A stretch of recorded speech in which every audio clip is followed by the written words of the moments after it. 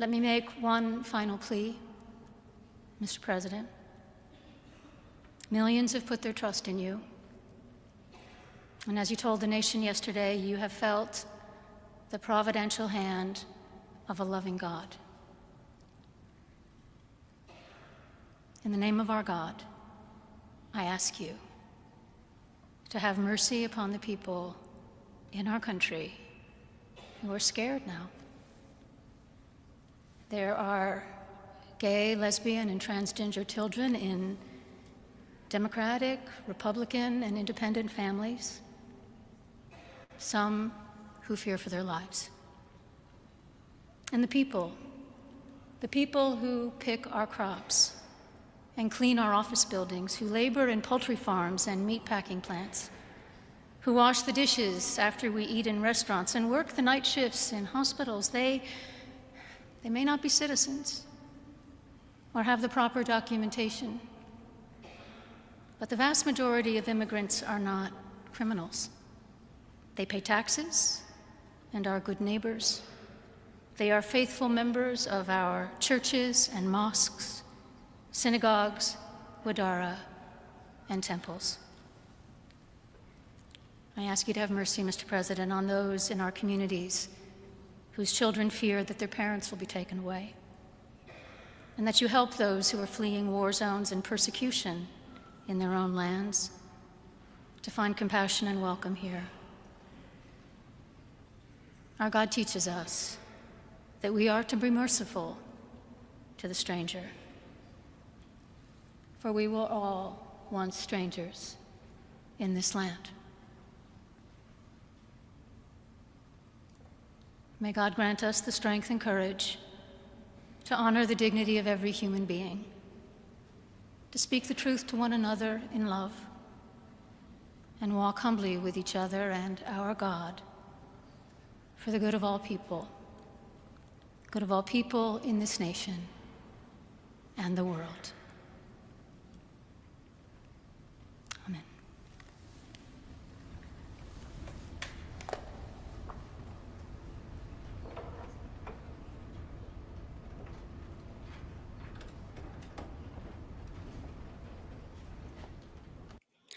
Hi guys, welcome to my channel everybody, and thank you so much for watching. What's going on, guys? I'm Jade if you're new here. So Donald Trump is demanding an apology from the very, very brave Episcopal Bishop, Marian Bod. So Donald Trump is demanding an apology based on the speech that we all just listened to. Apparently he's in his feelings, and after she basically made a direct plea, during a prayer service, asking for mercy on behalf of the LGBTQ community and on behalf of the undocumented immigrant. And I think this is really, really interesting. I'm going to come back to this in a minute, but this is what Donald Trump posted after, the service. And so this is what he posted. He says, the so-called bishop who spoke at the National Prayer Service on Tuesday morning was a radical left hardline Trump lead. Sorry. Oh my God. Isn't it just so sad how everything somehow just ends up being about somebody hating him? It is always amazing to me that as long as it is about Trump, anything that is being said that he doesn't like, he doesn't accept, he doesn't agree with, automatically turn to be hate. Has to be because he's a Trump hater, not necessarily because he's a bishop or she's a bishop in this situation. And she has been listening to her congregants, and she knows that there are so many people who are going to be directly impacted by Trump's decision. No, it cannot be about that. It has to be about Trump being hated, a quote-unquote Trump hater. So let's keep reading what Trump said. So he says, the so-called bishop who spoke at the National Prayer Service on Tuesday morning was a radical left hardline Trump hater. She brought her church into the world of politics in a very ungracious way. She was nasty in tone and not compelling or smart. Let me pause and say this. I disagree, Donald Trump, that she was nasty in tone and she wasn't compelling or smart. She was the embodiment, in my opinion, and the opinion of so many people. She was the embodiment of graciousness. There was absolutely zero nastiness in her tone. She was very gracious. She was very respectful of the person that she is communicating with. And that's the reason why the video went viral. In case you don't know, this video went massively viral because she was very gracious, very thoughtful, and she was very, very much on point with regards to the time. She made sure to, deliver her sermon as it pertains to the new president and all of that stuff, and only brought in, her plea at the very last segment of it, which means she didn't make it about politics. She was appealing, just like all of these billionaires that you have surrounding yourself with, all of these oligarchs, just like they are all running for their own best interests, making friends with you, associating with you because of their own interests, you know. And obviously, this was this preacher's own interest, the reverend. This was her own interest because I'm sure she has members of congregations who are undocumented or have family members who are undocumented who are going to be directly impacted by this. There was nothing ungracious about what she did. There was nothing malicious in her tone. She was very, very respectful in her tone. Very, very respectful. Anyways, let's keep reading what Trump said. Trump said she failed to mention the large number of illegal migrants that came into our country and killed people. It's not a large number. One is too many, that's for sure. I'm not here minimizing the fact that undocumented migrants have ended people, but it's not a large number. Okay, and we cannot just say that only undocumented migrants are the ones killing people. Just recently, I believe it was on the 18th, a politician, an American politician, committed a murder suicide because he caught his wife cheating. He unalived her and then he unalived himself. So let's not make this about immigrants. Let's not blame immigrants for all the bad things happening, because the undocumented immigrant only represents a very small fraction of it. Again, this is not me justifying or minimizing the situation. It is serious. One is still one too many, but the way that they politicize this is a justification. This is the reason why so many people who voted for him, this is why, because they have been fed the Kool-Aid, the lies, the false information. They have been fed this. And now they're going to find out very soon that all what they have been told, Trump just lied and lied and lied in a bid to get him elected. And he wasn't going to make good on all of the promises. Your grocery prices are not going to go down. Price of egg, price of milk is not going to go down on account of Trump doing something about it. It is inflation. Okay? When inflation is reduced, things go down. That's just how it is. Okay? So you guys are going to learn very, very soon. You know what I mean? So continuing, he says, she failed to mention the large number of illegal migrants that came into our country and killed people. Many were deposited from jail and mental institution. It is a giant crime wave that is taking place in the USA. Apart from her inappropriate statement, the service was a very boring and uninspiring one. She's not very good at her job and has Thank you so much. Wow. Thank you for the review. I didn't realize that you went there to get to do a review. How nice. Probably should have gone to one of those black churches where they will give you a run for your money, right?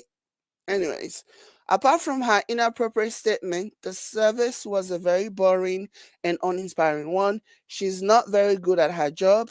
She and her church owe the public an apology. T. T basically means Trump.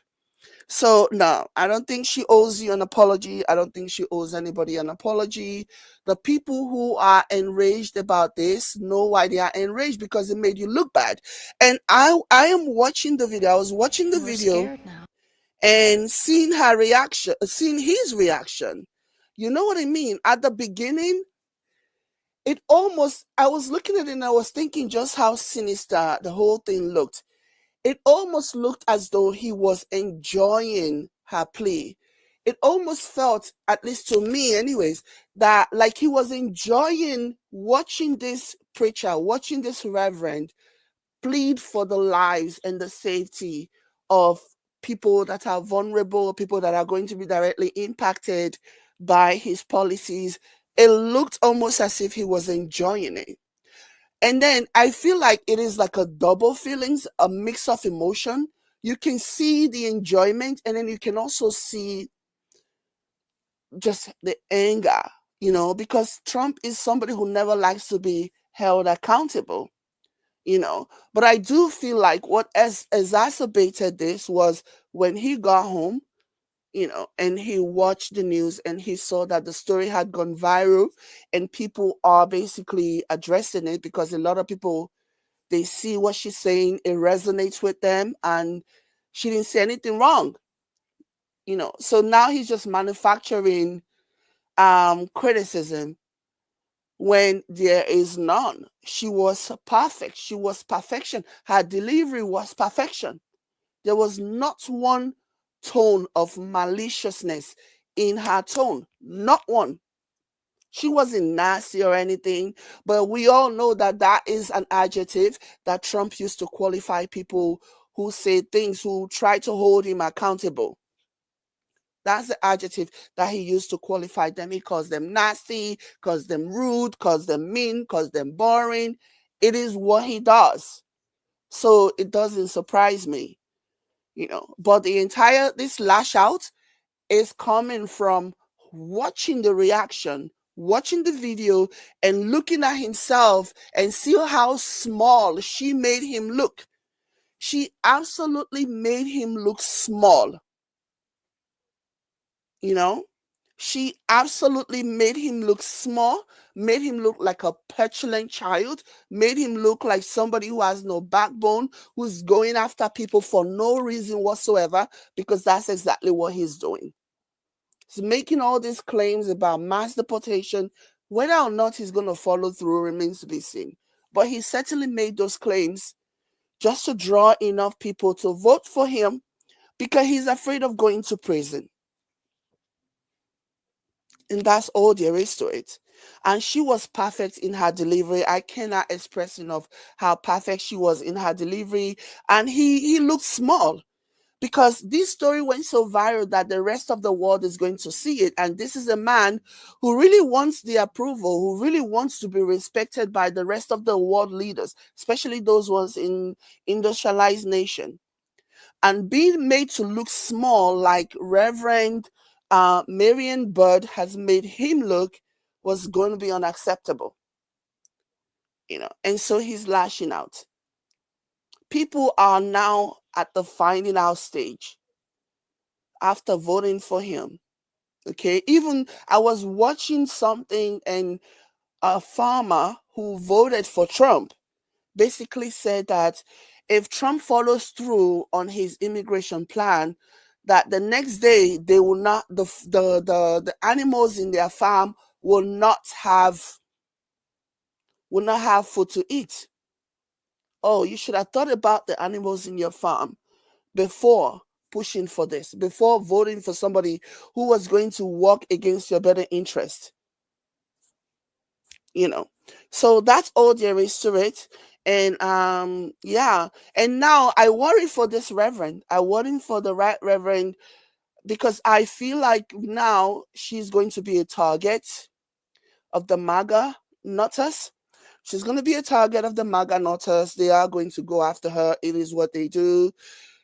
Everyone is literally in fear for their lives. The 1,600 people that he pardoned during, the 1,600 people that he pardoned, who participated in the insurrection. There are family members of those people that are afraid because they have been threatened that they are going to be unalived. So they are afraid. Thanks. And now those people who promise or who threaten to delete their family members are going to follow through on that because Trump has now given them the freedom. Trump has now released them. Much of the 1,600 people had already done their time and they had been released, but there were 200 people who were serving many, many years in prison, including the leader of the Proud Boys, who was serving around 22 years. Another one was serving 6 years. They've all now been released and let to go about their way. No probation, no nothing. Just move on like it never happened. And then there are people who are family members who turned those men in, who are now afraid for their lives because of what he did. So yeah. Anyways, let me know what you guys think in the comment. Thank you guys so much for being here. Hit the like button. Hi JLu. JLu say, wow, he wants an apology. This is just the beginning of, yep, it is. Yep, there is more where this is coming from. Anyways, let me know what you guys think. Hit the like button and share. I will catch you later. Bye.